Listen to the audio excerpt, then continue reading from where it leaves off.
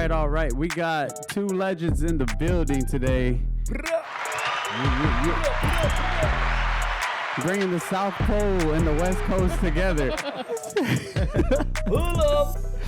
We got BBOY CITY and Freestyle Session in the house. Yes, sir. I do have a name, you know. we present Romeo and Cros One, man, in the studio today. Well, thanks for having me. Hey, they clapping for y'all, man. Hey, not for me. None of it's me. You stop, Hey, please stop. Hey, I don't think they want to stop. It's all right, man. It's all right. It's not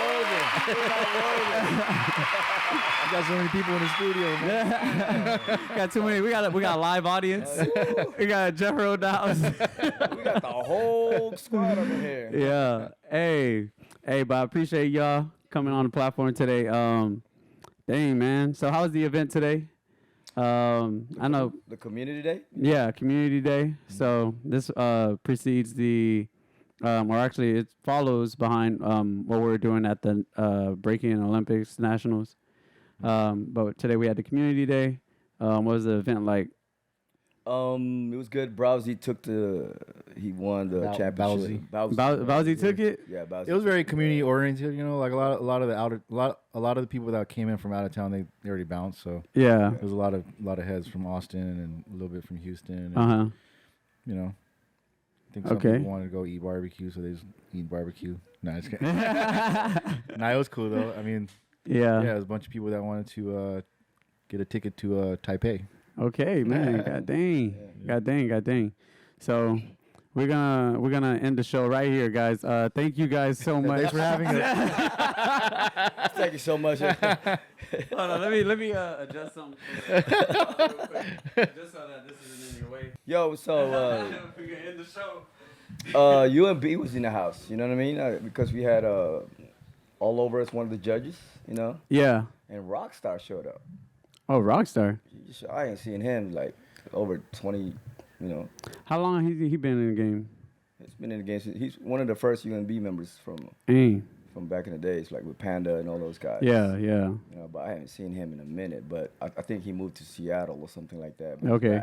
He's back in San Antonio, so he's gonna be connecting more. Yeah. With the peeps and stuff. Hey, so Austin kind of been turning into like the center point for district for breaking, I guess, in a way. It's like a hub. It's a hub. I mean, I think it's just easier for people to get together because it's the capital. You know what I mean? It's always been like from Dallas to Houston to San Antonio for us to meet here. You know what I mean? So that's why it's always like been. It's like the easiest for us to get together is the capital, the middle of Texas. Yeah, that's dope. Well, I think too, like the growth of Austin as a city and as a whole. Yeah, has a lot to do with it too. So you know, people want to come here and do a lot of other things other than breaking. So it's only right to just be able to come here and do some breaking too. You know. So.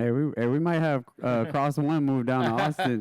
Everybody's out here now, moving out here. Wicked's out here. Yeah. You know, Joe's out here now. You know. Yeah, that's dope. Nez was out here for a few years. You know, I think he was here for 9 years. You said Nels? You said Nez, Alien Nez. He was. Oh, Alien Nez. Okay. He lived there for a minute. Okay. All right. Well, I mean, I guess just for the viewers, could you guys tell us a little bit about yourself, that so that people just in general. Hey, look, I know Romeo. I know what you guys done. Yeah. But for other people who don't know too much. My name's Romeo Navarro. The founder of BBOY CITY in Texas. My name is Cros One at the Freestyle Session. So I've been doing that for 26 years.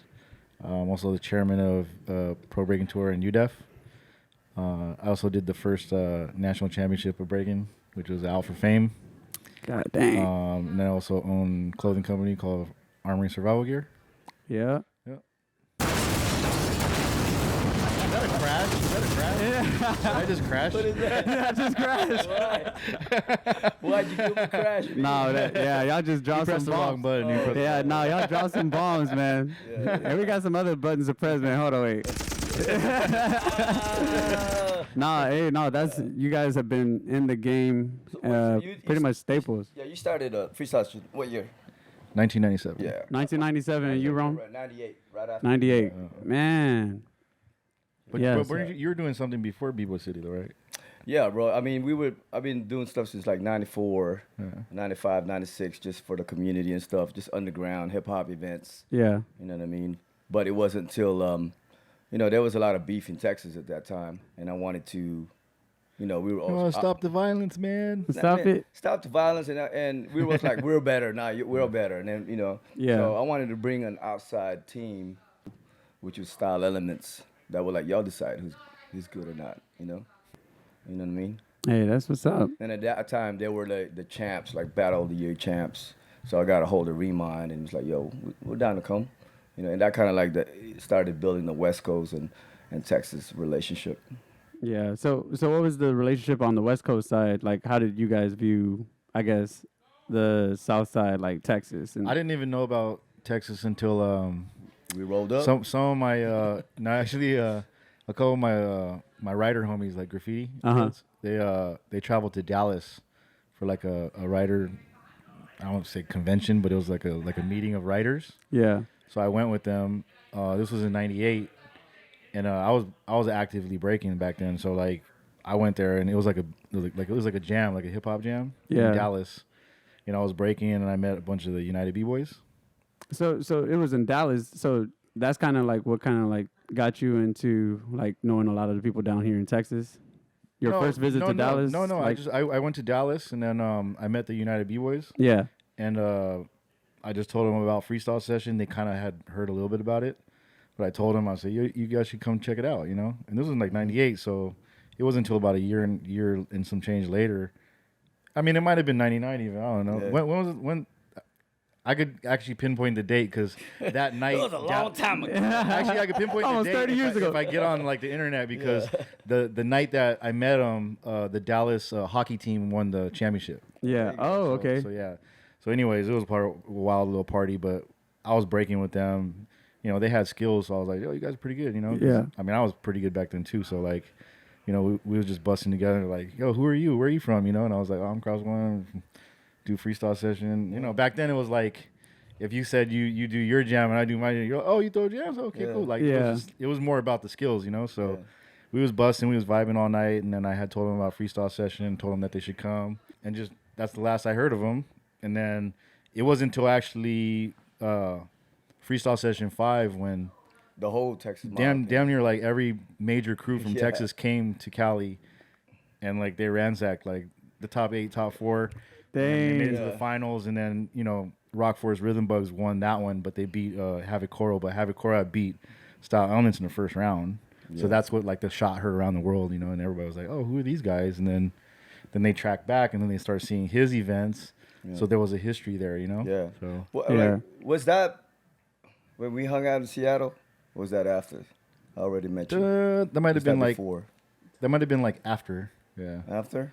So like like around 2000, I went to Seattle for what was the event? It was. Was it just kicking it? No, because Rainin won that one. He was like 16, 17 when you first. So it was for Freestyle Session then. When I first met Rainin. So yeah, I did a Freestyle Session in Seattle, and we were kicking with that one actually got canceled. Yeah. But then there was also a breakbeat event that Crazy Legs threw. Okay. He lined it up the same weekend as Freestyle Session, and then we were hanging out with Circle of Fire, and Circle of Fire was like a lot of housers, breakers. Hey, their styles were meshed, Yeah.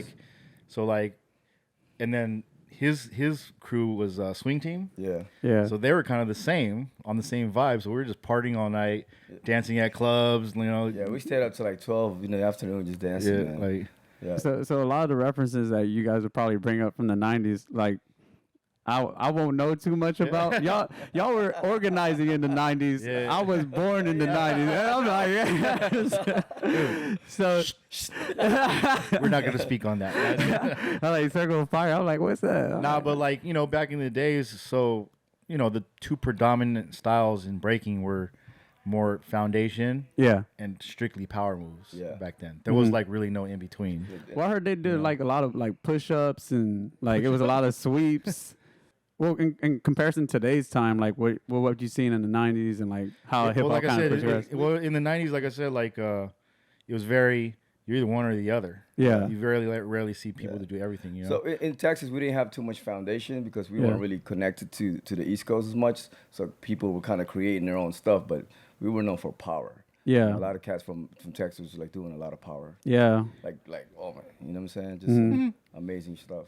And then I was a power mover too, but like B-Boy Summit was in San Diego. So in my city there was a B-Boy Summit. So that's where B-Boy Summit started. It was in San Diego. Yeah. So Rocksteady would come and do panel discussions, just like downplay power moves. So like, you know, there was like a East Coast, West Coast thing where it was like power and style thing.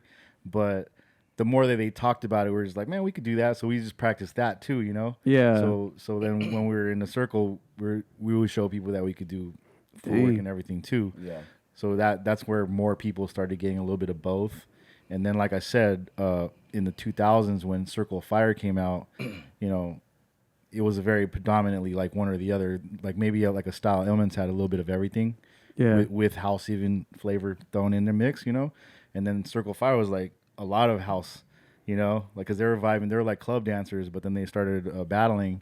They started doing very well. And people were like started gravitating towards just doing whatever you wanted. And it became a thing. And then even... I think around the same time, maybe like the circus styles were coming in. Yeah. So a lot of people were just anti everything. They just want to do that. Yeah. And then, but you know, as we started doing, Runaways, like I said, I did Out for Fame. So Out for Fame was pretty much like the first tour in the United States. So we went from the West Coast to East Coast and back. We flew all the winners to do a national championship.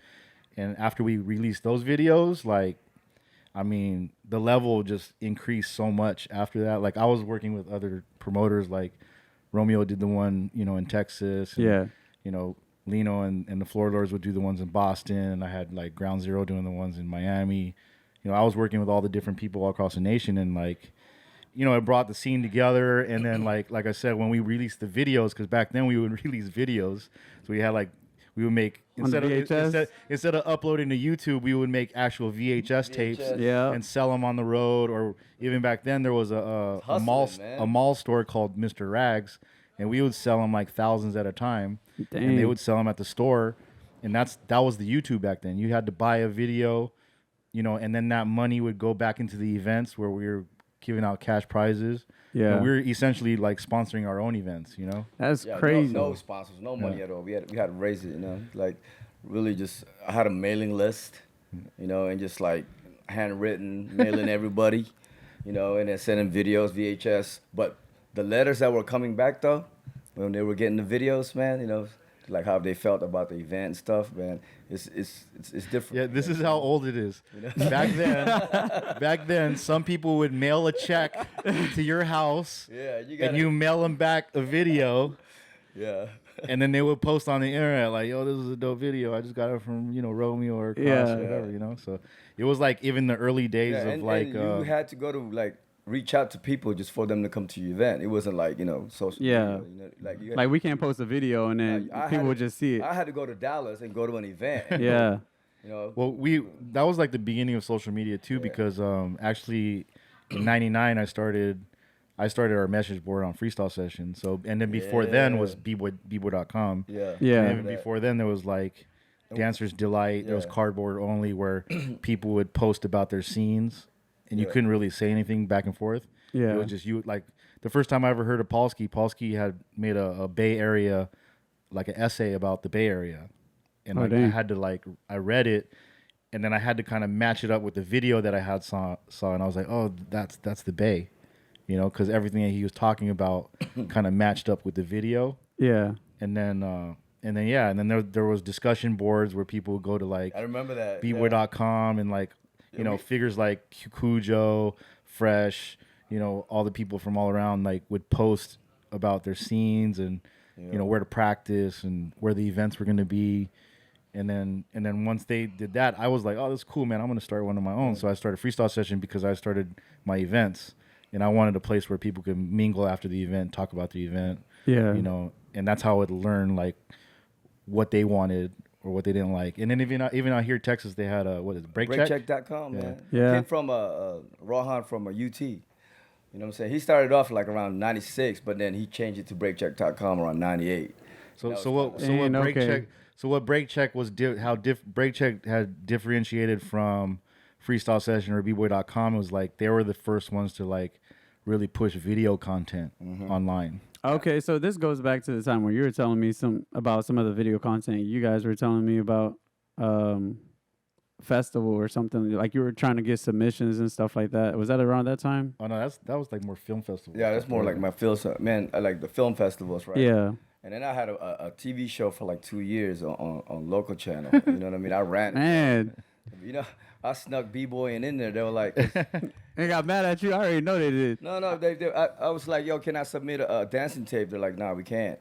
They were like, what do you guys accept? It's like music videos, like rap and stuff. So I got a beat from T-Double. Started rapping over that thing, and I submitted it, but nothing but dance videos. Yeah.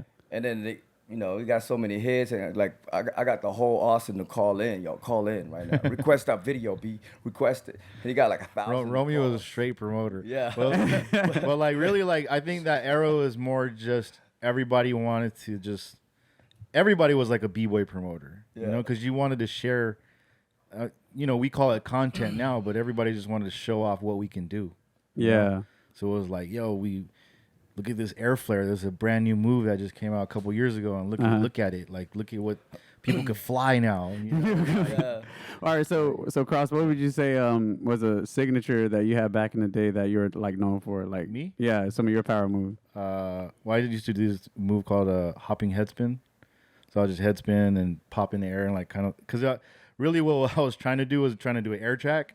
But it ended up just being a big hop. So I'll just hop like in either complete circle or like half a circle, catch back, and then go back into head spin. So sometimes I'll do it a bunch of times, or I'll just do it one time. And then, You still got any of those on like VHS or like? Yeah, I think so. I think there might be some stuff on there. Hey, what about you, Rome? Like a Hawaiian flare into a windmill. What is a Hawaiian flare, bro? Yeah. What's Hawaiian flare? You got pineapples. I mean, that's what we used to call it back in the day. It's kind of like from like a spindle. It's like a higher one, you know. Like, okay. Yeah, and then into a windmill, and I used to do a lot of like capoeira freezes too because I was into that. Yeah, you know what? That's what I remember about him. He used to do capoeira like in his style. Like it was very so like kind of like when Quality D came down, he was like, "You guys got to meet." It's Circle of Fire, and I think he brought Bob down. The whole Circle of Fire was their first event. It was BBOY City out of Seattle. Yeah, and then that's when I flew out there. My crew flew out there, and that's when I met him and Rainin. And Raiden wouldn't stop dancing, yo. Like, you think he's energetic now? He was like kept going. I was like, yo, it's like 10 o'clock in the morning, right? You know what I'm saying? Yeah, we had that practice at 8 this morning. But because of Circle of Fire, I was invited to Lords of the Floor. The first Red Bull branded event, like I ever went to. Like I was like, oh my God, this is like. Kind of like the future of the b-boy events on the next, like corporate level. Yeah.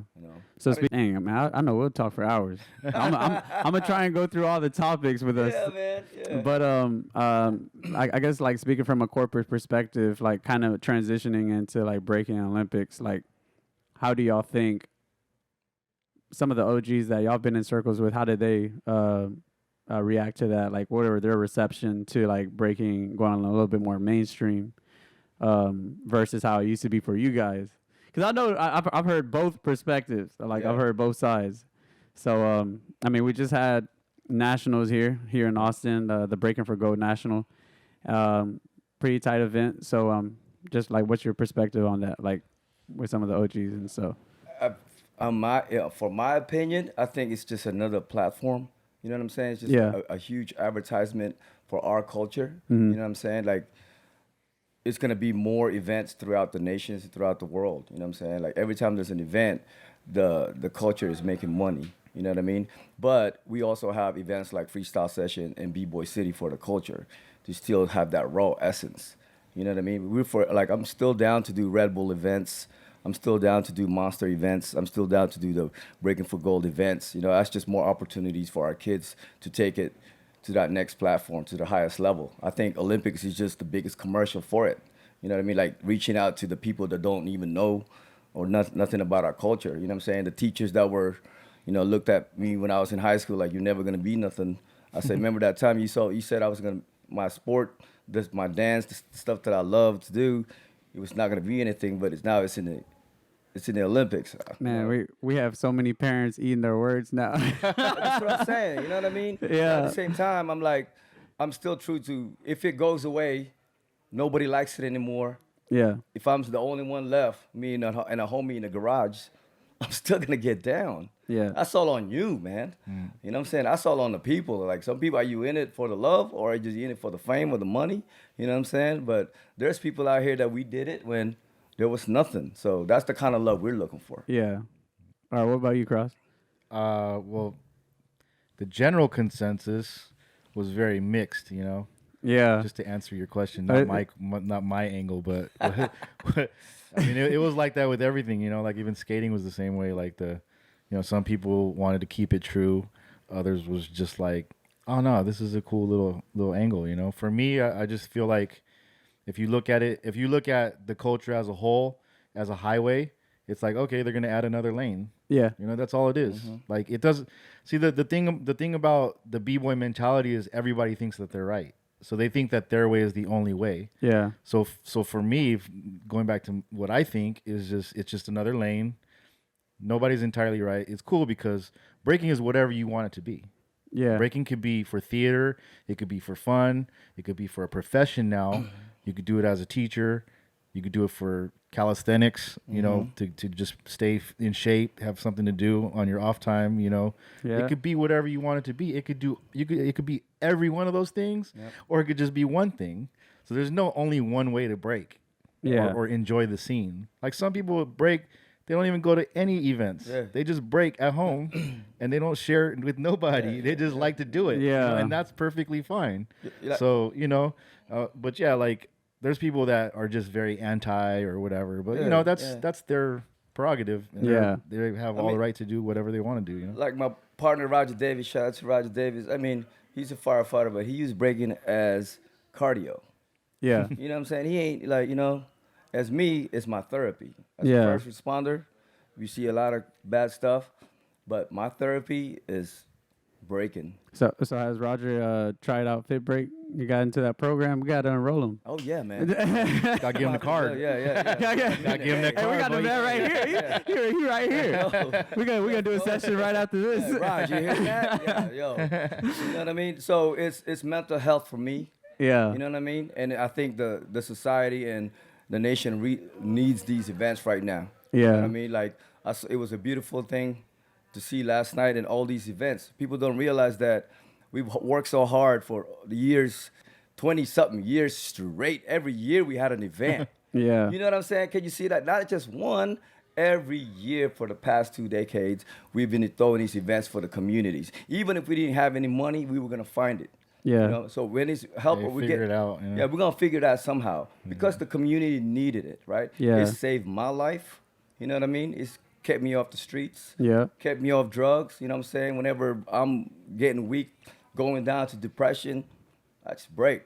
So I think, like, kind of like with what you guys have been doing, like, for years now, for decades, like, what's kind of like became a pillar is like you guys' events like BBOY City, Freestyle Session, but like kind of I guess now you don't see as much, I guess, different I guess events coming from like different individuals. Like I don't know, like I feel like it's like people are either looking for Freestyle Session, BBOY City, Massive Monkeys, and they also have an event coming up soon. Yeah. Well, I think there's like almost too many events now.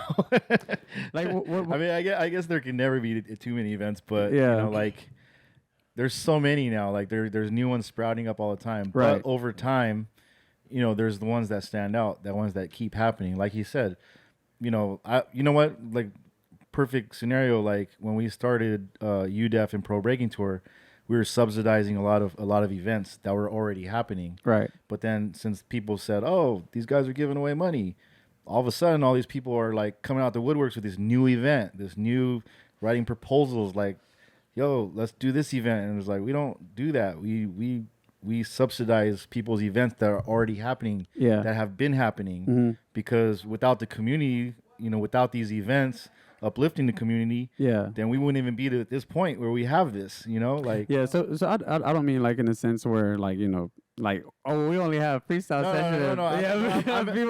No. So my point is just that, like over time, what's been the most longest running events, and literally it's Freestyle Session and BBOY City, and then Massive Monkeys. They actually started because of Freestyle Session. Yeah. So like we went to California, like, so I'm from Cali, so we went to Seattle and we did a Freestyle Session Seattle in '99 because we did the first Freestyle Session tour. So we did San Francisco, Seattle, and San Diego. Yeah. So we went to Seattle. I took like all these Cali breakers up to Seattle to battle Seattle. It's kind of unfair because it was like a whole state versus a city, So all the crews, so the bigger crews, like I think it was Boss, Massive, and then like Jeromski's crew, it was Boss. So they all got together to battle us. And then afterwards, they all were like, oh man, they kind of vibe. So they got together and created Massive Monkeys. Mm-hmm. And then they came to Freestyle Session to battle. And that was the first time they got together to battle. And then, 20 something years later, they're celebrating their anniversary that they've been celebrating for the last, I don't know, probably 15, 20 years, So they came out of just creating a crew during Freestyle Session, and then now they have one of the longer running events in the nation because they kept going, Yeah. It's just like, for me, I want to say, like, if you guys keep doing your event, then it just becomes, it starts, at first when you do events, it's kind of like you're part of the thousands of events that happen, and then as you go along, you kind of rise to the top because a lot of the events just disappear. So it's like less. And then it gets to a point where you're like one of the ones that, those guys have been doing it for 10 years straight. And that's kind of like the part that I was like, kind of like highlighting, like you guys like became like so prominent, like in the scene. So it's like, that's with anything though. Like, there's a point where like you're running out of money. You don't know if you want to do it again and stuff. It's like, you just got to pass that level. Like, yo, I'm not going to give up. Yeah. You know what I'm saying? I'm not going to give up because this is the right thing to do. You know what I'm saying? It doesn't matter, like, yo, if I have to do it at a small spot, you know what I mean, or outside, I'm gonna throw a jam because I want to see my peoples. Yeah. Yeah, it's cool now because, there's more sponsorship available. Yeah. Like Freestyle Session, like, my thing is, like, when I first started it, I didn't have the craziest budget, and then we had to build that credit. Yeah, and then like and then actually what's crazy about my scenario too is that 2 years into it, I moved my event to LA, and I did Freestyle Session 5, and as I was promoting, I actually met my partner that actually got together with me on the event. Like, this is the first time I ever met him. I was passing out flyers, and I gave him a flyer, and he looks at the flyer. He's like, "Who do you work for?" And I was like, "I'm Cros One. I don't work for anybody, dude." He's like, "Oh, you're Cros One." He's all, "So I'm Polo." And we had a mutual friend, G-Wiz, who's actually here this weekend. Yeah. And we talked for a little bit. He like grabs like half my flyers, passes them out, and then it was like during a Far Side show, so he was on the guest list because he was a big time promoter in LA. So he gets us in the show. We're like, go to the VIP area, like drink a little bit, and then at the end of the day, we're like, we were like vibing all night. We just hung out all night because we were like, it was like my brother, that I never met. and then by the end of the night, he just gives me his card. He goes, "Hey man, like when your event comes around, like give me a call. If you need anything in LA, just hit me up." And this is the first time you met him? Yeah. First day I ever met him, dude. First day. I went up by myself just to promote the show. Yeah. And then that's real. Yeah. So and real recognize real, like really, man. Like I said, like he ended up being my brother, and now he's my partner with the show.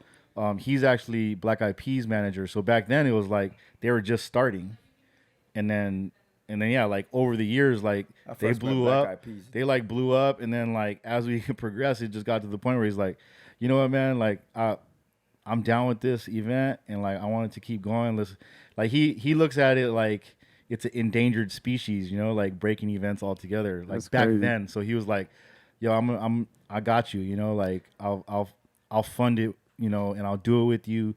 I always got your back. Let's just keep doing it, And then like by the 8th one, which was 2004, we did it on the Queen Mary, and I don't know if you've seen that, but like I've seen some footage. Actually, when I went to the B-boy spot, shout out to Mex for that. But this is like back when I was in high school. We went with it was me, Canaris, and one of our other friends from high school. But we ended up going there, and Mex had like. That's what I was talking about. You guys had like a whole bunch of VHS. He had like a whole closet, like from floor to like ceiling. And I was just like, man, like all this stuff I've seen Shout videos. out to Max, man. Man, for real. Shout out to Max. We had a big relationship with Florida. Yeah, with Max for real. He housed us. That was my first time meeting Max, and he housed us inside the V-Boy spot. Like, that's what he did, man. Yeah, but.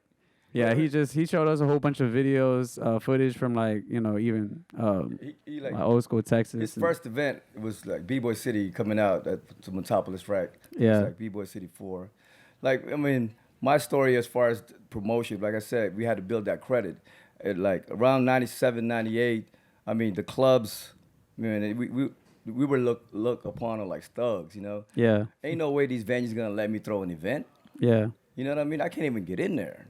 Yeah, we had to lie a lot of times to like get venues. Yeah, like what kind of lies are y'all telling? I mean, like you're closer to Baggy. You know what I'm saying? You can't wear this, you can wear that. That's why me and Raj started the swing team. We had to get preppy to get in the clubs. But I'm saying, like, would you pose as like, hey, I'm a chief officer at Coinbase? Here's a perfect situation. So Freestyle Session 5, the event that I'm talking to you about. So like, actually, like 5 days before the event, I lost my venue. Because I was supposed to do it with another production company. Yeah, that's 5 days before. But back then, I didn't release the area or the location of the event until the night before. Because that's kind of like a rave thing. Like, you don't, because like the reason why we did that back in the day is because we didn't want like writers to bomb up the place. Yeah. Because it was a hip hop event. So like, if there's a concert, most of the times writers would be like, oh, there's going to be a Mos Def concert. Yeah. Let's go bomb the spot. So they would bomb like the vicinity around with their name, So we didn't want writers to burn the spots out. So like, we wouldn't let people even know where the location was. So nobody really knew what the situation was with the event. So 5 days before the event, I hadn't even talked to Polo the whole time, except for that one time that I met him. I call him and I'm like, yo, Polo, what's up? He's like, oh, yo, Cros, what up, man? You got the event in like 5 days, bro. You ready? And I'm like, about that. I just lost my venue. He goes, what? He goes, yo, I got a spot for you. Come tomorrow. Like literally like that. Yeah. He said, come tomorrow to LA. I got you. I'll get you a spot. So I get up there. He sits me down. He's like, look, you're going to go to a church and you're going to tell them that you're doing, let's make something up. Like you guys say, we can't tell them we were doing a hip hop event. Yeah. So we said we were doing a worldwide talent show for like the Boy Scouts of America. Oh man, I ain't never heard.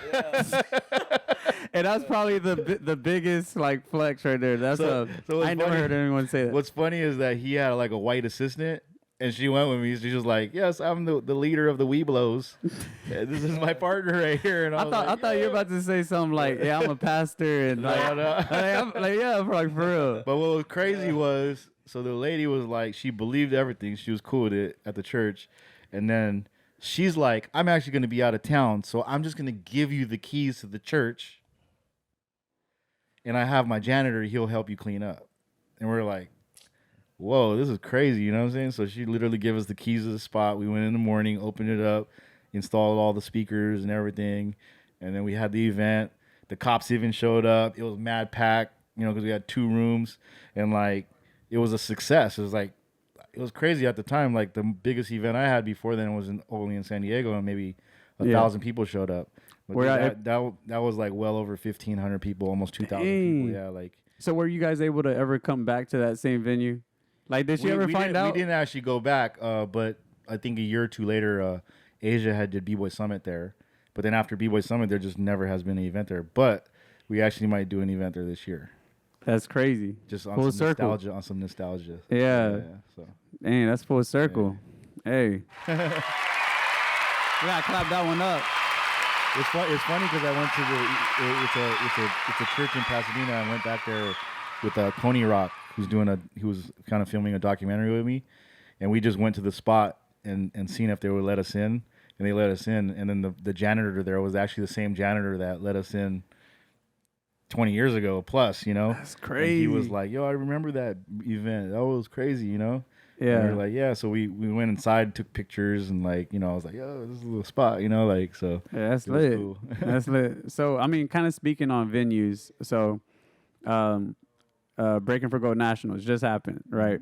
So we had 2 events here in Austin over the past 2 years. So last year we had at another remote or an even more south location here in Austin, but now this year we had it actually closer to where we usually throw, or where you usually throw, BBOY City. Yeah. So what were the reasons why you went from the larger venue to like a smaller one? Or I mean, I wouldn't even say it's just you, Rome, but I mean, yeah. Why is that, Romeo?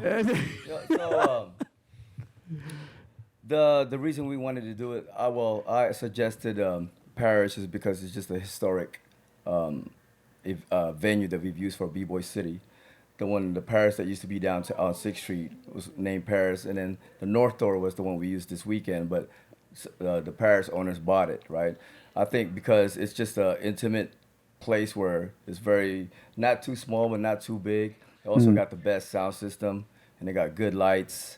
You know what I mean? Because I just wanted them to have that BBOY City vibe. Yeah. And I think we achieved it last night to show the nation that we can have a good Breaking for Gold event with USA with that B-boy, a little bit of the culture event at the same time. It's like a sports event and a little bit of the culture in it too. But I thought you would have used like a larger space for that. Like, well, that's the thing. I think what he wanted was like to present the community to the because the IOC was actually there. I think some of the people. We wanted to show them that this. We want to present them the culture. This is what it's supposed to look like. And it did feel more intimate. Yes. Like actually like being in a circle, it felt like. Sometimes when you go to an event and like you see people do like certain detailed or intricate moves and you can't really like, vibe off of certain things like that. But I felt like you could have done that at the venue that we just had last night. Yes, yeah. I mean, if you would have more spectators, we would have had a problem. but I think like not to say that you're angling towards using a bigger venue, but maybe a little bit bigger venue. But, like, venues are scarce, so sometimes it's hard to, like, pull stuff off, Yeah. But it's crazy because I watched some, I guess Breaking for Gold or Olympic-type events that are just dumb big, dude. Like, I seen the one in Brazil. Oh, yeah, It looked like a football field. You didn't see like, one person at a time on camera frame because you had to walk, downtown to go meet the other person. Bro, that was, like, ridiculous. Like, you got zero energy from the crowd because the energy like dissipates from where they're starting to by the time it gets to you. Yeah. And like it was just ridiculous. I mean, I don't know. You were there, right? So like, I don't know. Just seeing it on video, I didn't even want to watch anymore because I looked and I'm like, where's the crowd at? Like this is ridiculous. Like it looks mad bare, Well, the community like brings the energy, man. You know what I'm saying? When your peoples are around, you're gonna dance more. You're gonna have that energy. Okay. So another thing is like did you get any pushback from any of the Olympic organizers? Like, let's say, because you were having it at Parrish, like, and they're selling alcohol and stuff like that. Do you think that they would push back or like view that any negative way? No, I didn't get that at all. Not at all. No. They're just like, hey, Romeo, do what you gotta do. well, it's also like I said, it's the credit that we have built, right? For the past 25 years. Doing it's gonna be B-Boy City 29 this year. No fights, no violence, nothing seriously. Like that's the kind of level of credit we've been building throughout the year. Well, being unwanted on these venues to like now, please have your event at this biggest event in Austin, like Waterloo Park. You know what I mean? Those are kind of trust that we've had. Yeah. Imagine if ain't no way they're gonna let us come back. If we destroy the big old fight in the venue. Yeah. You know what I mean? No, because that's the kind of like reputation we had before when we first started. They're like, whoa, no, we don't want you guys here. It's crazy how much you built that reputation. That's as a whole. No, there's B-boys that mess up, they get into a fight, and I gotta go fix that. Yeah. I gotta go talk to the owners of because anybody, if you get into a fight here, they're gonna come mean, because they know. They're gonna come looking for Rome. One of those B-boy kids came in here, and they got into a fight, they did this and did this. Like, you know what? So how do you handle up those fights? Like, what do you do to? First, I'll talk to the team. I'll talk to the b-boys. Look, from now on, just look that you are a professional athlete. You know what I mean? They look, everything that you do, affects the whole community. Mm-hmm. You know what I mean? Especially if you're gonna get into these venues that we use for our events. Right. If you do this, control your emotions and think bigger. And like, if I do this, Rome can't have his events here next year. Right. Or in and then there's going to be a problem. and then how do you handle it? It's about being mature and talking. And so what are you going to do, Rome? The old Rome would have been like, that's you going to capueto him up. Yeah, but and then at the same time, talk to the club owners and stuff, like, yo, we fix the problems, That's when we come in as mature man and just talk as communications, right? And that's years of building that relationship with these people and the community and the entertainment in Austin, Texas, and I mean, it's a whole national thing too. Like, I feel like breaking as a whole kind of separated themselves from hip hop. I feel like it should be together, right? Yeah. It's weird, but I feel like I agree. Hip hop as a whole like is separated. It's like rap, the art, DJing, breaking, whatever else. Some people say there's a million elements. I still stick to the 4, but yeah, like breaking just kind of became its own thing. So like when people think dancing and breaking, it's a whole different thing than other than hip hop. They think rap. Yeah. So the rap shows still probably get that little negative stigma. We're technically a hip hop thing, but we more, when we're telling people when we're trying to get venues, it's more like a dance, like now almost like sport, whatever. But like like it's more a different angle, and then they get it, because dancing has blown up on TV and everything. You know what I'm saying? It's a whole different thing. So this is an interesting point because kind of creating the distinction between each of the hip hop elements, like you have rap, you have breaking. So why do you think, or how do we like get more rappers into the space, like in terms of like trying to like become sponsors and stuff like that? Like let's say Jay-Z, for instance. Like if you wanted Jay-Z and like he have his own like I guess group of dancers, kind of like Monster, Red Bull. Like, do you think that there's a big issue between that? Like, I had seen what was it on Drink Champs? Yeah. When Legs was talking about that. Uh-huh. Yeah, I mean, it'd be cool, but like I had even responded on the thread where that video was on, and I was like, I'm not gonna hold my breath for like a Jay-Z to come into the space and sponsor us. Like, I mean, it'd be cool, but when people say that people don't really owe you anything, like these rappers don't owe hip hop anything. True. They do. Hip hop did everything for their life and made them who they are, but they don't really have to like give back. Right. That's a personal decision. That's true. If they do, cool. But I'm not gonna fault anybody to be like, oh, Jay-Z would probably never a b-boy. You know what I'm saying? Like, there's some rappers that are, and a lot of rappers do come to events. And a lot of rappers are fans of breaking or used to break. Whether or not they donate or what I mean, like technically UDEF is a nonprofit, but we haven't really taken too many donations. It's we are a public charity, but we've always kind of operated more privately, because we had like Silverback back us for a long time. Yeah. And certain people, and then different sponsors, but yeah, we never really like solicited everybody to like, hey, everybody donate $5 a month or $10 a month. We could. I mean, we just haven't really approached that angle. We probably should, but yeah. I mean, it'd be cool, like all the cool rappers, donate. Because I feel like breaking changed my life, and I know it changed a lot of people's lives, including a bunch of rappers. That's but true. They just wouldn't know where to donate because it's not really that big yet.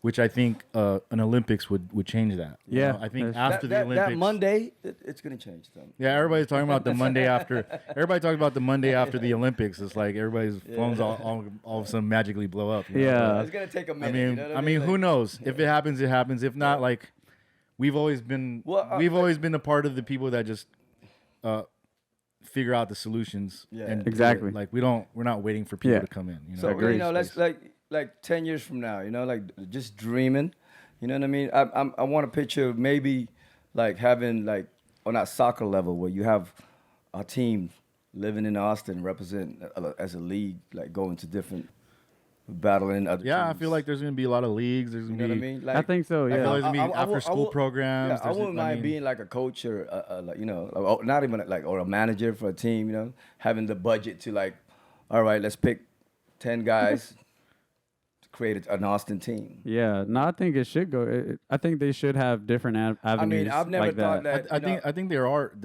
I think all these things are like materializing right now. Right. Like there are like after school programs in LA, San Diego. I'm sure there's some in Texas. Yeah. I mean, I know like I'm a big fan of like what YA's been doing for years. You know, I feel like they were like the groundwork for Texas and how everybody just came up. Like I feel like a lot of Texas b-boys became very successful. I mean, I've done after school programs all of like, you know, like early days of BBOY City, a lot of after school programs. I even taught at UT, but I wanted to be like, you know, where you get credit for it. You know what I'm saying? I wanted to be a curriculum inside the schools where you get credit for it. It becomes like an accredited program. But I mean, I thought we've already seen stuff like that.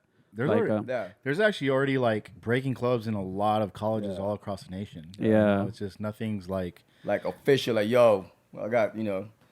And I can't speak to any other states, but here in Texas, I think we're almost there, man. Yeah, well, I mean, here in Texas, like I went to high school and they had like a big breaking program. Yes. We had Drigo, Judo, Jesse Germ come in as teachers. Nice. Yes. Yeah, and it was just like a really big part of like our development and coming into breaking. I mean, that's something that we did as pro breaking tour in UDEF was kind of align all the people that had like-minded mindsets, you know, like we all were pushing these events for years and we just put it all together, packaged it, sold it to a sponsor and promoted the sponsor all year long, regrouped, did it again the next year. And now we're like 9 years later, you know, we're doing this next one and we just got Snipes to sponsor, we got Red Bull to sponsor, and it's as big as it ever was, you know. So it's just about getting everybody together, because I think these, you know, sponsors and corporates, they want super big, they want super packaged, you know, like they're not going to just sponsor like one jam, you know. As much as we would like to think it might be just one jam that could get sponsored, it's very hard, because you got to think these companies got all kinds of stuff going on, so they're not just going to sponsor one jam. They want to sponsor, like, they want to get in the space, like, oh, breaking? What's going on in breaking? There's 100 events? Yeah, you gotta have like can we just talk to one person and get to all these? No. You got to talk to 100 different people. Oh, never mind. Oh, never mind. You know, like. So, I mean, this is actually, I'm kind of forgetting my point over here. So speak to us a little bit more about with Snipes and everything. You have a new platform coming up soon. You want to speak on that? Well, we're talking. The tour's coming up. Well, the tour just started last week with Top Notch in DC, but yeah, we have Massive Monkey Day coming up. We are gonna launch a podcast. Yeah. Called Tour Talk. So hey, y'all go check that out, man. Y'all go check that out. Tour Talk. Yeah. So yeah, it's me, Rome, and probably Wicket, and probably some more people. But we're gonna have guests and everything. Talk about the events that passed up. You know, not even just the tour, but between me, Wicket, and even Rome, like we go to a lot of events all year long. Not just with our tour, within our tour, but just in general. So we want to talk about what's going on in the scene, what's about to happen in the scene, what's going on down later in the scene. You know what I mean? So, you know, like platforms like this. Like we had talked on the phone, it gives you a visual and a voice, which, you know, often gets lost in the sauce of social media. Like social media, everybody's talking. You're looking at posts from family members and homies, and like, you know, you might catch a couple b-boy things here and there depending on who you're following. But yeah, like we want to be specific to our audience with this. So like, you know, exactly what you're doing here, you know. So and we just want to voice out our thoughts, what we think about what just happened, what's going to happen, and just as we grow, we want to just talk about it, you know, and just be able to go back and listen to archives and just catch up, you know. So kind of following the Tour Talks whole tour, like what you guys are going to be doing with the podcast. So kind of explain in a way, how does it follow the tour in a way? Are you guys going to be doing like live shows along with some of these pro breaking tours? It could, but I think it's more just regrouping after an event. Yeah. And just gathering our thoughts. I'm not one to really write an essay about an event, and I don't think most b-boys are gonna read it anyway. Hey, reading ain't the funnest thing to do, man. I've always been one to just make videos, but I feel like watching battle videos is mad old now. Like, you could only watch so many; they start looking the same. So yeah, it's different when you talk about it. If I talk to you and convey to you that how dope Top Notch was as far as the battle, now you're gonna go back on the internet and go watch it. Yeah. Which if I don't, then maybe you never watch it. So that's kind of one of the angles that we have with doing a podcast. Yeah, that's dope. Yeah, that's dope. Dang, man.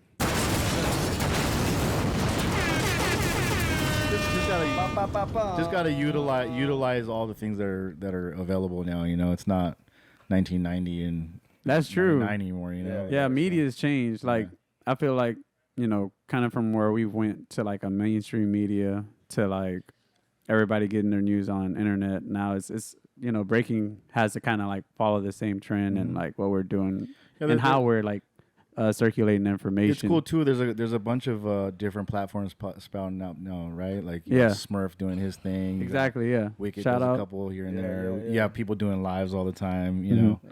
So to me, it's the more the merrier. You know what I mean? The more stuff going on for the culture, the more events. It brings a smile to my face whenever people are doing stuff and continuing it for the culture. It's like all the promoters, all the b-boys and b-girls. Everything to me that's happening for our culture is just better. The more the merrier, man. There's so much stuff going on. I feel like it won't disappear. It won't die. You know what I mean? Nah, we're way past that part. You know what I'm saying? So now it's for like, sure.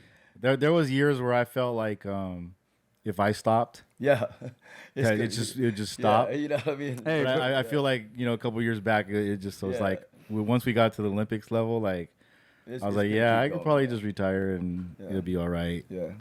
Like man, I don't know. Hey, Cros, don't speak like that. It's way too soon. Way too soon for that test. I mean, like, so there's gonna be a time where like I'm gonna have to pass the torch, and I just want to sit back, man. I mean, that's true. Like we gotta have people step up. I went to dinner for my mom's, and she looked at me. So you've been doing breaking stuff again, huh? You can see it in my eyes. Like, did you see the gray hair coming out? Exactly. You know what I mean? Like, I said, I know, Mom, but like, I love this stuff. You know what I mean? Like, I love my peoples. Yeah, man. Hey, man. Big shout out to the family, man. Yeah. So, got a big announcement.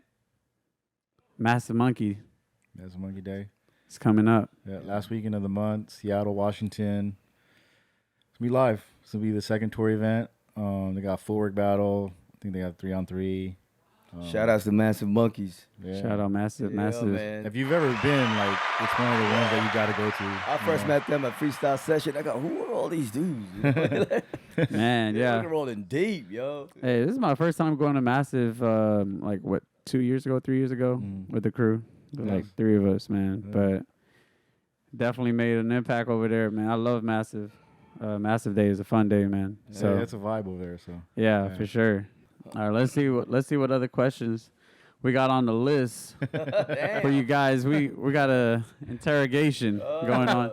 These lights. Sweepy's like, oh, we just got all the riff raff done. Now we're gonna get to the real stuff. All right, we're gonna talk about dating and dancing, like Oh man. Nah, but we gotta bring D-Tech for that one. So I mean, so how does that dynamic of dating and dancing kind of change from like what you guys they used to don't see? mix? No, it's They don't mix. I'm kidding. Yeah. Dating and dancing. Yeah. It's another love breaking and hip hop. Yeah. I've always no comment. I mean, no disrespect to any B girls, but I just never really dated like B girls or any dancers in the scene. Yeah. Anybody in the scene actually. So but what was the reason to that? A couple times, but yeah, I don't know. It just doesn't mix for me. For me personally, I don't know how many people probably do, but yeah, I mean, yeah, it's successful for some, and like for most. I'd say it isn't. Like my girl. Well, it feels like it should, but then it doesn't. But I mean, like my girl, she's like totally opposite of the scene. Yeah. Like, she's like she's been to events with me, and she's just like, I'm gonna go back to the hotel, and I'll be over there. I'm like, all right, cool. Yeah, and it's cool. It works, But like I said, it's different for different people, Yeah. Okay. Yeah. Man, we're running out of time already, man. It's cool. We can go over. We chilling, man. You know what I'm saying? We good. I told you, man. This guy's gonna talk for like an hour. We're just barely starting. So. We're gonna have the Romeo show. We're gonna have the Romeo show.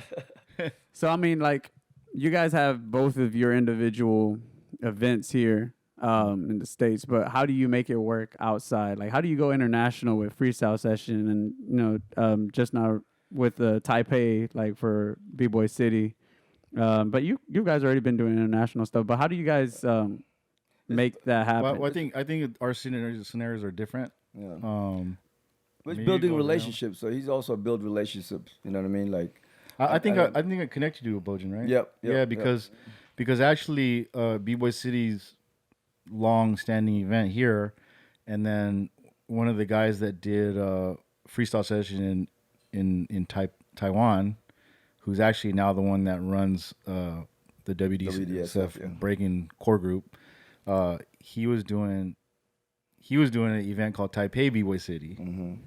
Okay. So it was actually two different things. Yeah. But so he was using the name. No, or is it separate? It's separated, but there's a crew from Taipei that started doing BBOY City. Got it. Taipei, right? And then I think BBOY World Asia started doing events with that crew. Okay. And then Which was Bojan. And then it was Bojan, and then they just took off, and then he just connected us. And I was like, yo, my boy does BBOY City in America. You guys should connect. So I was connected with that first crew. Yeah. Got it. Okay. So that makes sense. He just took it to that next level. Yeah. And then Cros was like, yo, they just, linked us up together. Yeah. So, I mean, what's the story with Freestyle Session? Like, were they doing the same thing too? Like someone just like, hey, let's create a Freestyle Session. So Freestyle Session,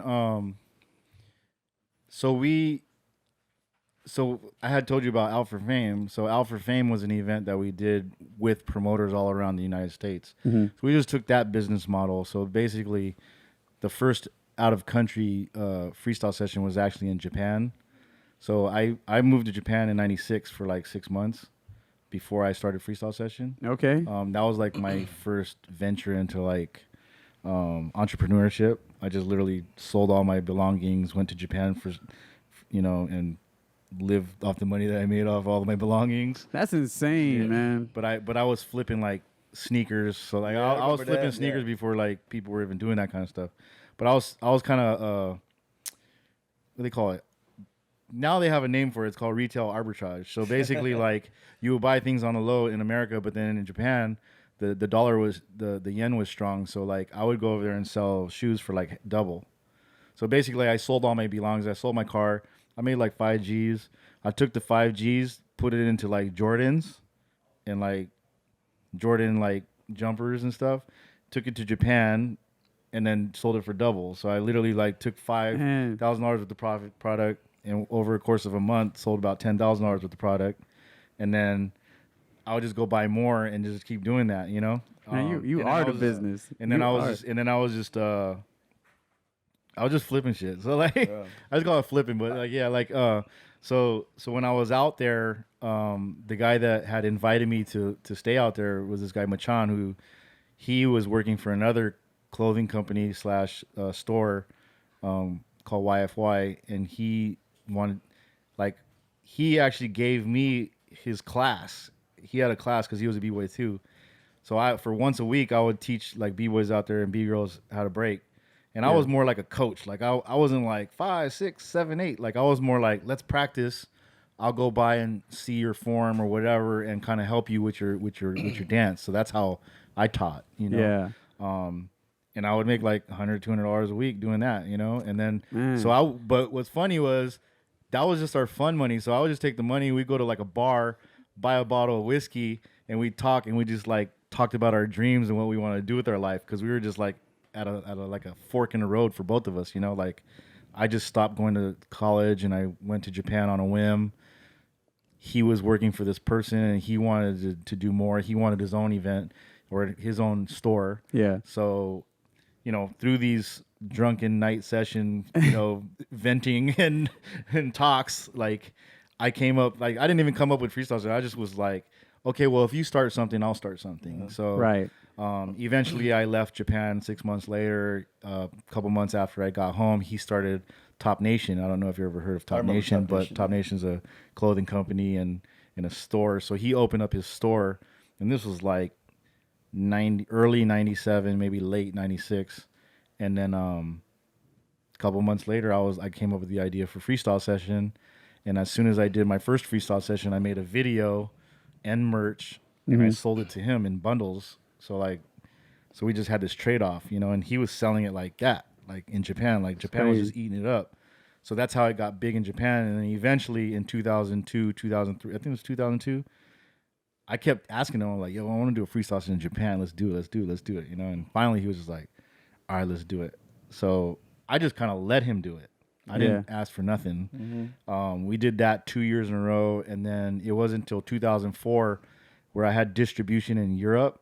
And my partner, Polo, his close homie, this guy, Jesse, he was doing clothing distribution. And he got a bunch of hip-hop shops to throw freestyle session events in like Finland, Spain, Germany, Russia, like different cities around, you know, we basically got 8 different ones, and we did a finals in the UK.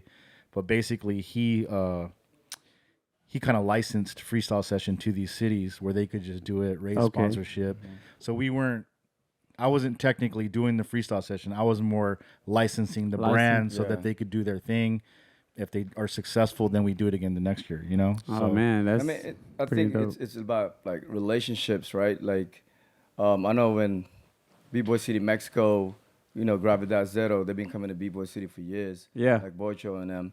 But I remember them reaching out to me. It's like, yo, you know, we want to come to BBOY City. But, you know, these invitations they use to get in the country, you know, that's like a relationship you had to build with the embassy, right? Yeah. You know, but through the relationship with them, you know, we went to Mexico and started BBOY City, Mexico, and taught them kind of like, yo, it was kind of the same thing. They were segregated, and they were like kind of like, you know, like not having respect for each other. So all the crews, I was like, yo, you guys gotta come together. You know what I'm saying? Like, if y'all do an event, y'all gotta spend some money at these venues together, because if you have 400 of you guys spending money at this venue, they're gonna feel it, right? You know what I'm saying? Like they're gonna, yo, those b-boys came here and spent a lot of money at these venues, right? And the city's gonna feel it. And BBOY City, Mexico, I think they're going in there 15 years. Like, that's crazy, man. You know, and that's when I was single. When I was single, I was traveling a lot. You know what I mean? That's before I had. So you're saying dating and breaking don't mix? No, I was kidding. He's saying he had more time. I'm saying, like, because of breaking, I met a lot of friends, you know, and they've like, the guys in Taipei, they're like, we want to use BBOY City because we just like the rawness and the reputation it has, right? And the same thing in Mexico. I was like, okay, but I just told them to run with it. I got you back. I even, like, they'll call me and be like, who do you think we can bring up to judges from the U.S.? I remember also telling Jeffro, that's an upcoming cat, you know what I'm saying? Yeah. You know, I could take him out there. And then even this year, I was also talking to D-Tech a bit, yo, like, let's kind of help out, try to bring more Americans out there. Yeah. And I think some of like, there was a lot of crews last year from the Latin American countries that came to BBOY City, you know? Okay. Yeah. I don't actively go look for people to do freestyle sessions, you know, like people ask, and then I have like a list of prerequisites. Yeah. Send it their way. After sometimes I'll never get a return. Like, I guess that's too much for them. Yeah. But you know, like, now it's a little bit more serious business. So like, now I'm like, you know, I have a little bit of requests. But it also depends on where it's at, you know. Like, if you're writing those invitations too, I mean, those. No, I'm talking about doing the event with other people. Okay, yeah, so like, so, but there's a ton of different ways you could do it, but I think the licensing is what most events are doing, you know. Yeah. And how much activity or how much you're working with the promoter also differs, you know. Like, I work with the promoters. I kind of give them the template. kind of like let them know what they should do. Because like for me personally, like I'll just let you in on a little bit of what I like to do with my events. I like to have judges that have competed at Freestyle Session at least, or made a name at Freestyle Session. Or if they don't even have that, they have to be like local legend or have local status or even nation status, you know? Yeah. Like, so it has to be somebody of stature. It can't just be like just some random dude, you know? Hey, that's how it's supposed to be. Yeah, they got to pay their dues. Yeah. Well, so I've heard that they've been that's kind of been the format for breaking and Olympics and stuff like that. Well, it's not like they just have random. Well, I don't know.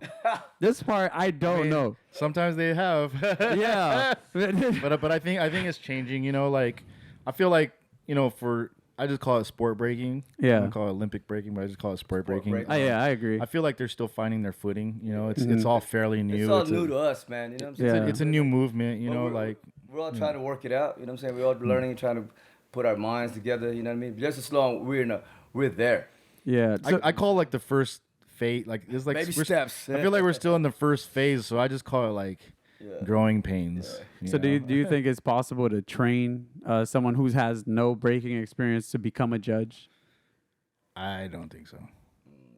I think it would have to come over time, you know. I think I feel like they have to know somewhat breaking. I feel like they have to have breaking before. I agree. You know, I agree with that. I feel like 100%. you have to know what the body has to go through to break. I feel like you have to have had battled before. Yeah. To know these scenarios to be able to judge them, you know. Yeah. And another big one is that biting has been a really big conversation in this. So like if you have no experience or you've never been a part of it, how do you distinguish? Also there's a lot of OGs that don't even pay attention to the scene in the last 10, 15 years. Even though they're in the scene, they might not necessarily be following along. So they don't know who these people are. They don't know where these moves are coming from. You got kind of like meet the balance. You got to be in the scene. You know, you got to be, you know. I feel like you have to be in the scene. You have done it before, and then you also have to keep up. Like you have to follow the scene, kind of generally be a fan of it as well. You know, keep your current event up. And I also feel like judges shouldn't be actively battling, if that makes any sense. Like I feel like there's a little bit of a bias if you're actively battling. So there's a whole roster of people that are battling, and half of them you've battled before.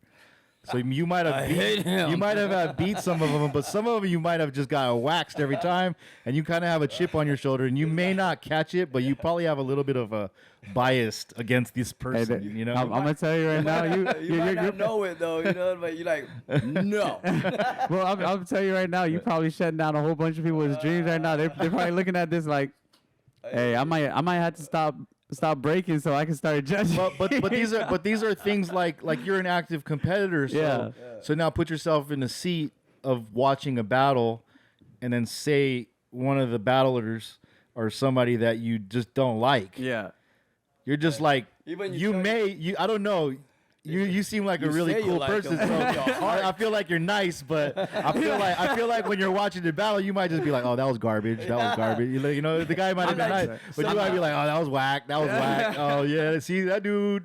He was trying, and then you kind of give him more credit than he really should have gotten. No, I respect it. I agree with that though. I do agree with that.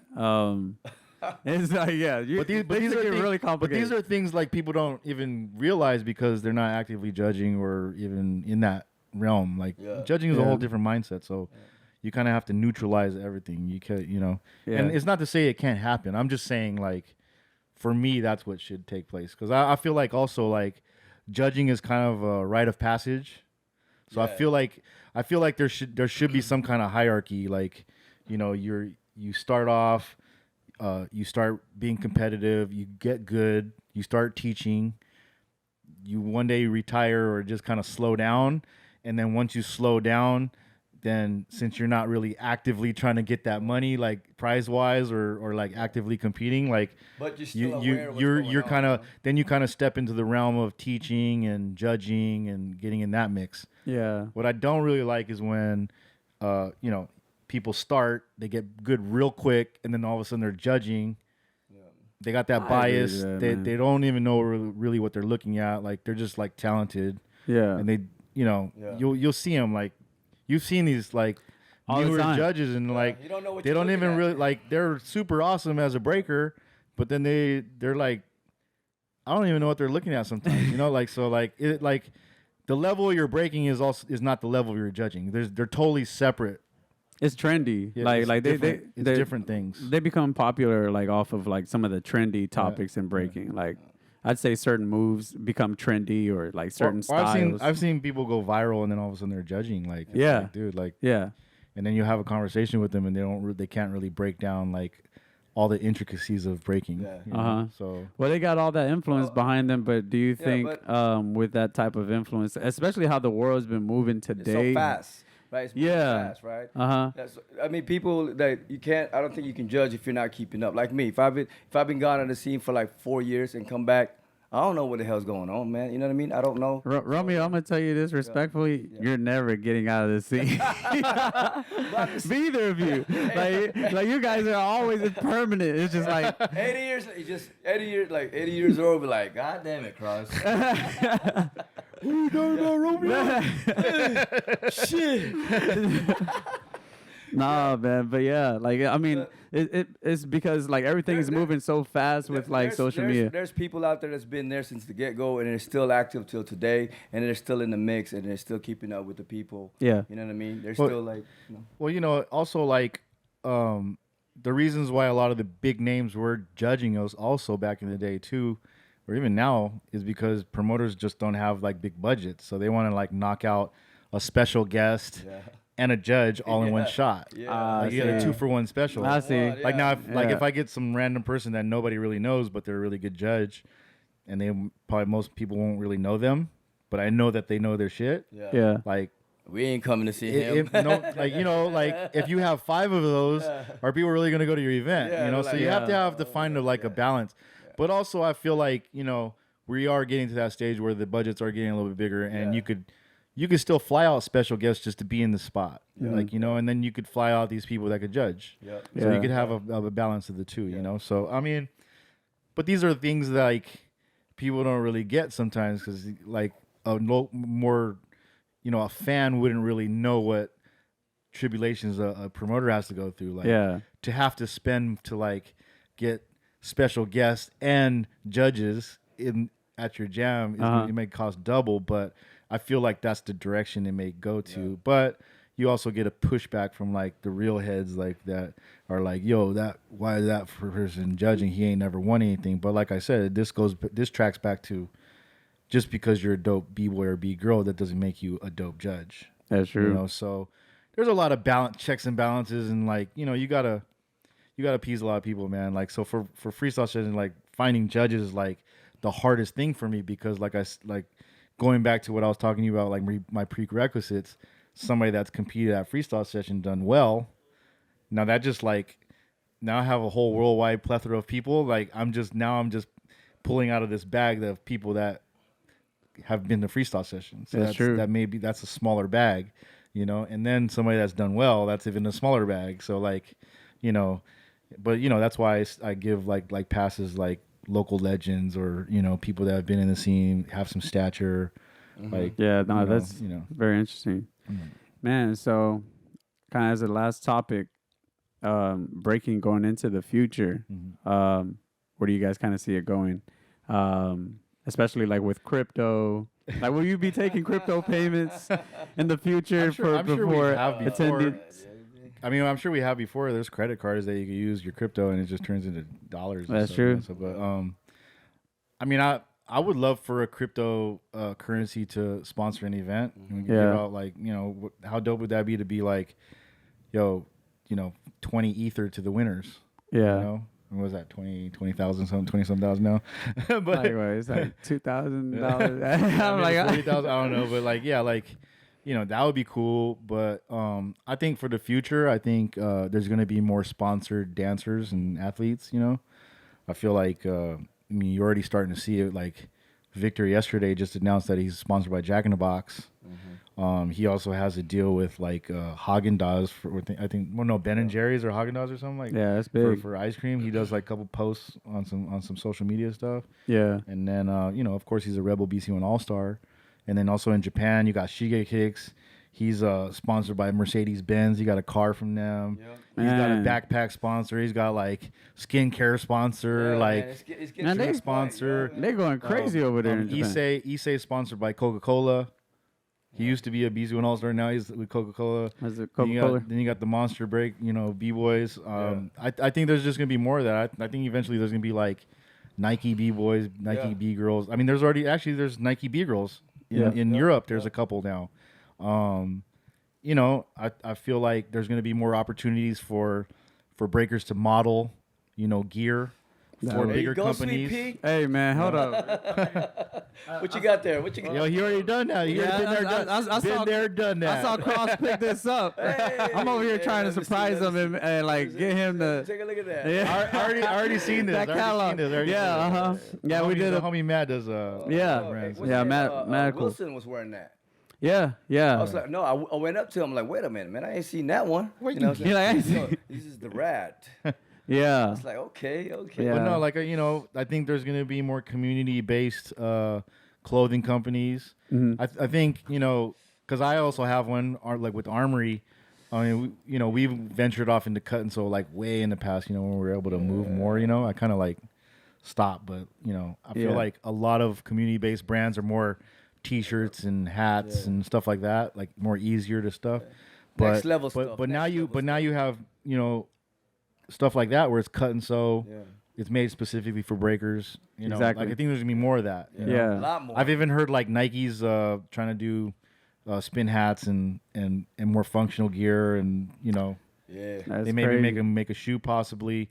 I mean, I think there's gonna be more of that. I mean, with an event like the Olympics, all this stuff's gonna follow. So I think that's the future. We just gotta be ready. All I gotta say is Nike. Look, we got a whole catalog, man. Boom. We Boom. made this in house. If you need a model,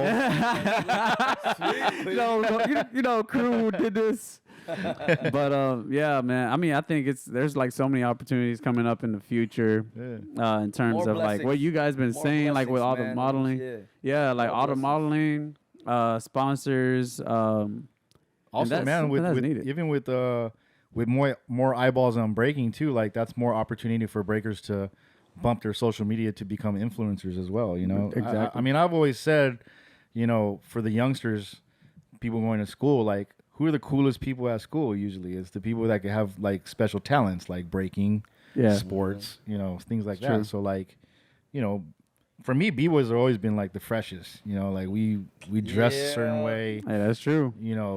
We're just on top of our shit. They've been modeling for a long time. Shoe check. Yeah, so like, check. So it's like the cool, like, it was like a influencer before there was even an influencer thing. Like, it was like, oh, yo, look at that dude right there. He's fucking, yo, he got them fresh kicks, dog. Trendsetter. And then it wouldn't even I wouldn't even say nothing to you if I like your kicks. I'm like, I'm about to go get those real quick on the low, I'm just show up with them tomorrow. Like I'm matching. I think people are gonna. I had them. I had them first. They're gonna want to start to get to know more. Like this year I'm having a film festival. I've had one before, but this year is more like catering to our stories. You know what I mean? Showed up in a film way, like film festivals, like 10-minute stories. I think people are gonna want to get to know more about the promoters, the athletes, people behind the scenes. Even like the media people, like the photographers and and the filmmakers. Yeah, you know what I mean? They're the ones kind of like putting everything together to tell our stories. Mm-hmm. And to me, I want to focus more on that and just telling all our like little street stories. I've been telling movies, baby. I've been telling you guys been doing way too many interviews because you guys are way too good at this. I'm over here trying to find my words, and y'all know exactly what to say. I don't really do too many interviews. I mean, that's probably from just us thinking about talking, doing things like or the whiskey like, and. I'll just be honest. Like I don't really talk too much. I just like to do it. Yeah. I don't like to tell you about like. Just saying that we're gonna do a podcast, like this is probably the first time I've actually told people my ideas before I actually did them. Yeah, because usually I just like to do it and just be like, yeah, that's what an idea that I had. I noticed that a lot. Just show and prove. Yeah, because I see too many people like they talk about what they're gonna do. It's like, okay, go do it. Yeah, you got $1 million idea? Go make $1 million then, dog. Yep. Like, don't tell me about it. Execution, baby. You know, like do it. Like, let me see. Like, you know, we all have dreams. We all have, you know, want to do stuff. But it's you getting up early in the morning. You know, set it up. Yeah. You know what I'm saying? I get up 5:30 in the morning. You know, like, you know, I haven't even really slept. You know, like I've been awake, setting up the jam, go to another jam. You know, I had to pull him away. Yeah, I was like, "Yo, we're gonna be late. We need to go eat, and then we're gonna go to the podcast." Like, Romeo don't go to sleep, man. Yeah. But it's neither one of you guys. I'm sure it's dedication and motivation. Yeah. And devotion to what you want to do. You know? So I mean, like Romeo, with you never going to sleep, man. you make these events where they sometimes end at like 4 a.m. Oh yeah. Yeah, you're gonna have to tell us about that because some of us don't match the same sleep schedule. I mean, they got a little bit better now, you know. But hey, that's what tour is here for, baby. We manage the time. So there was like a BBOY City that one time, you know, like we got kicked out of the club. You've seen that video? Because it's been too late. Yeah, it was like past 2 in the. That was before the pro breaking tour. Yeah, I just like to add. And we finished the battles outside the streets. You know what I mean? Not being, but it was like this one, 2019. Like we finished like at 4 a.m. We finished. I'm telling you, I was driving on the highway. I'm like, we finished in the parking lot even. No, but I mean, all the events always turn out super hype. Roger was beatboxing in the final battle. But yeah, I mean, I mean, that's one thing I've always noticed. Like some people, they'll say like, "Man, it's like mad late. Like, how does Romeo do this?" Like, and like, so how do you even do like some of the breakdown? Like, if it gets to that point, like if the promoters are kicking you out, and they're like, "Yo, like, wait, all of our equipment's still inside. Like, how are you gonna continue to jam outside? How do you do that?" Well, around those times, like, you know, like we didn't have like it was a paradox, and I didn't really have a good relationship with the venue. You know what I mean? It was just kind of like at this time, like most of the venue owners, I kind of know them. You know, so like, yo, I can pick up the equipment. Like, you know, give me some time, let us some rest. But sometimes it'll be 2 different venues. You know what I mean? Where we got to load up and bring the other stuff to the other venue. Yeah. But sometimes now that we have a little bit of budget, we hire a company to just pick everything up. Yeah, that's dope. That's why it's a little bit quicker, you know. Man, always growing, man. Yeah. All you guys, man. You guys are inspiring. Seriously. Hey, y'all got a crowd way louder for these guys. Stop, guys, stop. Yeah. No more. I think they shooting. No, but I mean, like you said, Tour Talks. So that's a podcast you guys are gonna have to go look out for.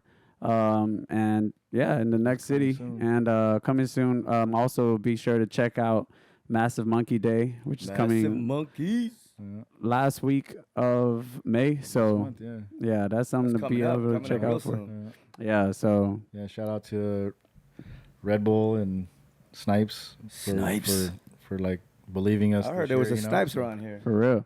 Yeah, Cedar Park. There's a Snipes. Oh, really? Yeah, Cedar Park. You gotta check them out. Like a lot of people don't even know what it is, but yeah, it's like a shoe store / clothing store, hip hop. Oh, dang. Hip hop shop. Yeah, so like they have could be a model. You got fitted hats. Don't get me started. Gear, shoe. They got some pretty. I went to the one in DC. It was pretty nice. So. Yeah. You know, it'd be dope, like especially like with what you guys are doing with Snipes, like having one of your tour talks recap over at one of their like stores. I mean, if it's in Cedar Park, hey man, let's go set up. Hey, you grab that camera right there.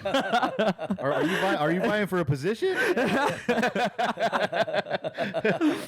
Yeah, no, man. I mean, I appreciate you guys being on the platform, man.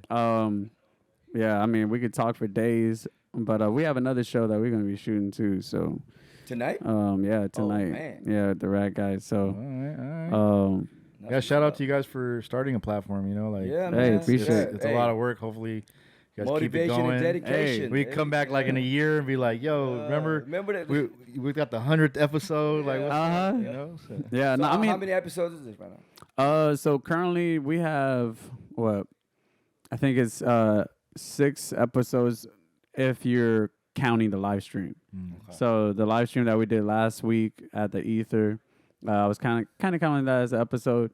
But I mean, it's really unique that you guys say that because I feel like everyone in Rad is kind of starting their own thing. Like not just their own thing, but like we all collectively put together and like create something. So Jeffro got Fit Break, Canars has Canon Review, CS Visual with Charlene Chrissy, like people who do photography. We have Joel who do Mescalada, Kalu Entertainment. Me, I'm doing the HotPot. I mean, it's everyone's good, like we just putting stuff together. And actually, this is like a collaboration of all of our talents put together, and working with major brand and breaking, and just kind of trying to like just say, all right, what else could we do? What else could we do? So just kind of like trying to set a trend to where just bringing something new. Yeah, I think breakers as a whole should venture out, because I feel like breakers, if you could learn how to break, man, you could pretty much learn how to do anything. Yeah. So for real. I feel like if you take that initiative, if you took the same drive and initiative to learn how to break and get good at breaking, and you put it into something else outside of breaking, that you could just get just as good and turn it into something. So I feel like the scene, there's a lot of opportunity. There's a lot of things that are missing in the scene. Yes. And it's just going to take somebody with some initiative to start it and make it something, Yeah. So I mean, I like I said, like people out there, if you feel like, don't be the person to be like, these guys should do this guy should do that. Yeah. Be the person to do it. Yeah, exactly. And maybe, if it's a needed element that's missing, that's actually missing, then, a Romeo, a Cros, or anybody is going to gravitate towards that element and just be like, yo, come with us. Yeah. And I need that at my event or whatever, I think that's how kind of like Stance had started. Like they wanted to become a media channel, and there really wasn't much out there, and they started and it attracted a lot of events now. A lot of events went on in the building, So these are things that could happen though, Man.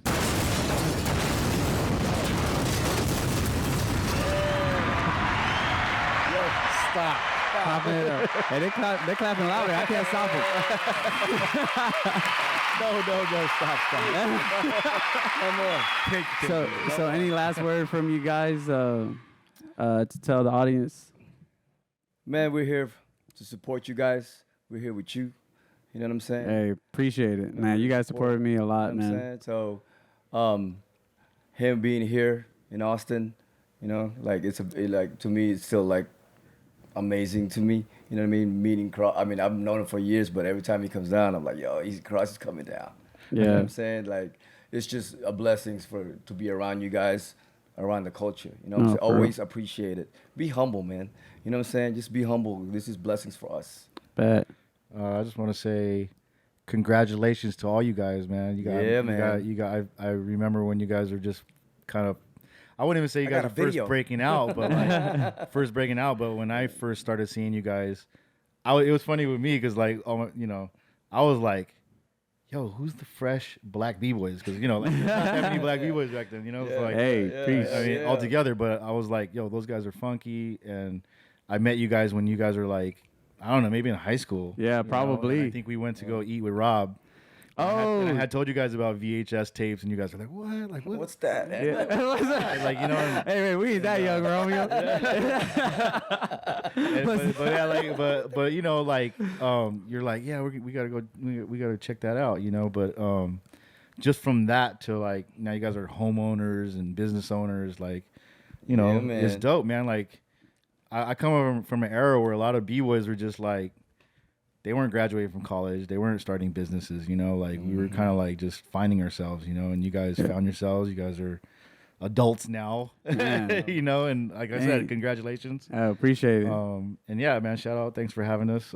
It's always good to be in Austin. I feel like it's like a hub now, Nah, for real. You got Austin, you got LA, you got New York always, Florida, you know what I mean? Seattle, like it's a hub, Yeah. I think Austin's a very good representation of Texas breaking, that and Houston, and yeah, like I said, great to be here. Thanks for having me. And man, anytime, you always welcome. Hey, I'm gonna give you a key to the house like they did for that church. What's up? You just gonna be able to walk in whenever you want to, man. Pastor Cros. Both of you, I'm gonna have key copies made like pronto. As long as the beanbags in the living room, we good. Big old. Hey man, hey, don't ever fall asleep on that beanbag, man. I don't know if you see some of the videos where we jump off like. I would say too. Nah, but check them out now. Yeah, no, we used to like jump off like the second floor and then like land on the beanbag. Like that's how plush it is. Like I'm telling you, when my youngest brother, he doesn't even flip, but he did his first flip off the stairs. I was like, yo, hey, we stopping this right now. It's too much of liability. Nah, but yeah, appreciate having you guys here. It was really dope catching up with you guys and you guys being able to speak on tour talks and man. Bring a bottle of whiskey to every jam, like Cros One said, because apparently that'll get you to connect. No, but I mean, it's dope. That's off-site. Yeah, but no, I mean, you guys really laid down the knowledge, and it's really dope to like really hear from like people who are inspiring like you guys, and we take every word that we get from our OGs and. Yeah, and we just try and make the most of it, and opposed to being like some of the people who talk about what needs to be done, we always put our best foot forward to try and make it happen. Yeah. So, hey, but like I said, appreciate it. You guys are amazing. What you do.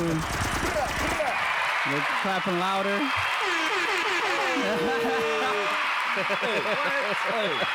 But yeah, that's the episode. You guys follow us on YouTube. Hit the like and subscribe, and be on the lookout for Tour Talks. It's coming out soon. And actually, it probably already started. So, guys want to go look at that. And yeah, we're gonna see y'all next time. We got five.